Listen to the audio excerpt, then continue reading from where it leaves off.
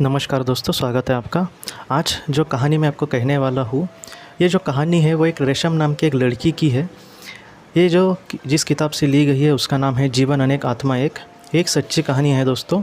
ये जो रेशम है, हम जैसे मतलब सारे लोगों की जैसे ज़िंदगी आगे चलती रहती है वैसे ही इसकी चल रही थी। इसका खुशी खुशी विवाह भी हो गया था और इसको एक बेटी भी थी। इसके जीवन में सब कुछ ठीक था दोस्तों, अपने मतलब जॉब में भी वो खुश थी, सब कुछ ठीक था।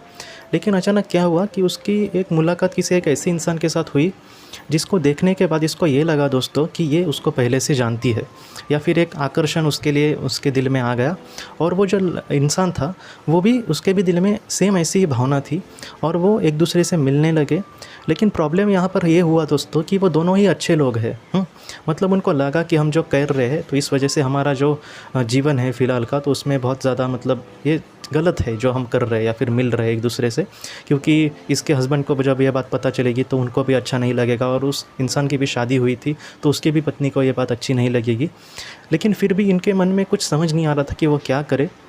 तब जब ये लड़की है रेशम, उसका जब पास्ट लाइफ रिग्रेशन, उसको भी इतना नहीं पता था इन सारी बातों को लेकर, लेकिन उसका जब पास्ट लाइफ रिग्रेशन किया गया तब उसको ये पता चला कि वो उसका करीबी आत्मा है, वो जो इंसान है और वो उसका करीबी बहुत करीबी आत्मा है। मतलब एक ही समूह के वो आत्माएं हैं और उन लोगों ने बहुत सारे जन्मों में पति पत्नी वो थे एक दूसरे के, और वो एक दूसरे से बहुत प्यार करते थे।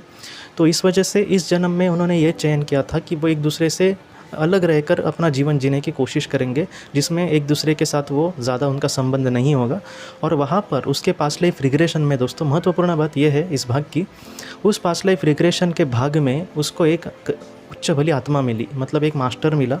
उस मास्टर ने उसको बहुत ज़्यादा मार्गदर्शन किया, बहुत ज़्यादा उपदेश दिए। वो उपदेश में एक हिस्सा ऐसा था दोस्तों कि फ़िलहाल तुम्हारे जीवन में जो तुम्हारा कर्तव्य है उसको लेकर तुम्हें आगे बढ़ना होगा। मतलब जो तुम्हारा पति है या फिर जो तुम्हारा बेटी है, इसको लेकर तुम्हें आगे बढ़ना होगा। तुम्हें किसी चीज़ में आकर्षित नहीं होना चाहिए और अपने आप को संभाल कर या फिर मर्यादा में रह के अपना जीवन आगे बढ़ देना चाहिए। तुम्हारे लिए यही अच्छा होगा कि तुम्हें एक दूसरे का अब मतलब साथ ना देना। जो नया लड़का उसको मिला था, जो उसका करीबी आत्मा था, उसके साथ तुम इस जीवन में ज़्यादा संबंध मत रखना। लेकिन ऐसा नहीं है कि वो हमेशा के लिए बिछड़ जाएंगे। एक ही जन्म में उन्होंने सोचा था कि वो इस जन्म को लेकर कुछ जीवन जिएंगे, लेकिन आगे ऐसा नहीं होगा दोस्तों। तो ऐसी चीज़ें है ये। बहुत बार हमें भी ऐसा लगता है कि मैंने किसी को खो दिया है तो मेरी ज़िंदगी में सब कुछ बर्बाद हुआ। ऐसा नहीं होता दोस्तों। खुद ब्रायन विश जी ने ओनली लव इज़ रियल इस किताब में कहा है कि कभी कभी कुछ आत्माएं भी ऐसा चयन करती है, करीबी आत्माएं, कि वो इस दुनिया में मतलब एक अलग हो जाएंगे। कभी आत्माएं कैसी होती है दोस्तों कि उनको मतलब वो लोग चयन करते हैं कि हम एक दूसरे से बिछड़ कर कुछ चयन मतलब कुछ जीवन जीने की या फिर इन सारी चीज़ों का सामना करने की कोशिश करेंगे, जिससे उनके आत्मा में ये जो चीज़ें होती है तो वो उसके आत्मा के लिए बहुत ही महत्वपूर्ण होती है। ऐसे वक्त में आप यही कहेंगे किसी से बिछड़ कर वो दुख सहन करके उनके आत्मा को क्या फ़ायदा होगा, आप यही कहेंगे। लेकिन नियम ये बताते हैं दोस्तों, जितना मैंने देखा है, कि दुख जब एक इंसान भोगता है तब वो इन सारी चीज़ों से लड़ने की जो ताकत है वो उसके अंदर आ जाती है, और वो जो ताकत है उससे उस आत्मा का विकास हो जाता है। तो इन सारी चीज़ों का सामना करके हम जब आगे बढ़ेंगे तब हम कहीं ना कहीं मोक्ष को प्राप्त हो जाएंगे। और अगर किसी को मोक्ष चाहिए तो उसको सारे अनुभव लेकर ही वो जा सकता है दोस्तों। एक उच्च बली आत्मा थी, मतलब वो मोक्ष उसको मिल गया था, लेकिन फिर भी वो छोटी मतलब निचले स्तर की जो आत्माएँ होती है उनको मदद करती थी। तब उस उच्च बली आत्माएं ने क्या बताया दोस्तों कि उसको बहुत सारे बुरे जन्म लेने पड़े थे। एक जिसको एक मोक्ष मिला है वैसे आत्मा हमसे कह रही है, तो इसके लिए बहुत ही महत्वपूर्ण है उसका वाक्य कि उसको भी बहुत सारे बुरे जन्म लेने पड़े थे, और 2-3 जन्म तो उसको वेश्या के लेने पड़े थे दोस्तों। तो आप समझ सकते हैं कि ये जो दुनिया है वो इस तरह से चलती है। कभी कभी हम भी देखते हैं कि अच्छे लोगों के साथ बुरा होता है, तो इसके पीछे की वजह जो है वो हम जब आत्मालोक में जाएंगे तब हमें पूरी तरह से वजह पता चलेगी। लेकिन हम मैं इतना ही कह सकता हूँ कि हमारे सामने जो फिलहाल कर्तव्य है उसमें हमें कम बढ़ने नहीं देना है दोस्तों। हाँ, बहुत सारी चीज़ों में हमें अच्छी नहीं लगती वो करना वगैरह, ठीक है, लेकिन जितना हो सके आप कर्तव्य करो।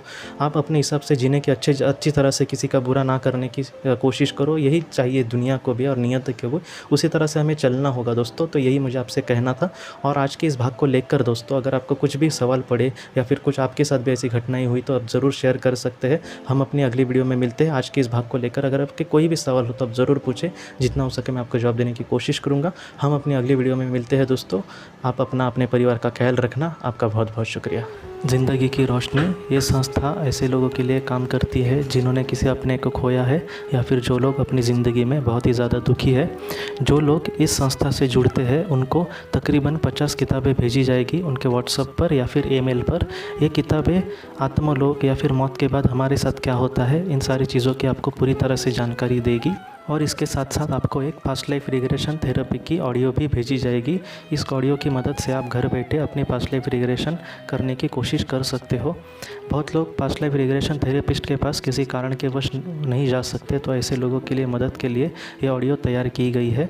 तो आप ज़रूर इस संस्था से जुड़े। इस संस्था से जुड़ने के लिए सामने जो व्हाट्सएप का नंबर दिया है आप कृपया उस पर संपर्क करें। आपका बहुत बहुत शुक्रिया।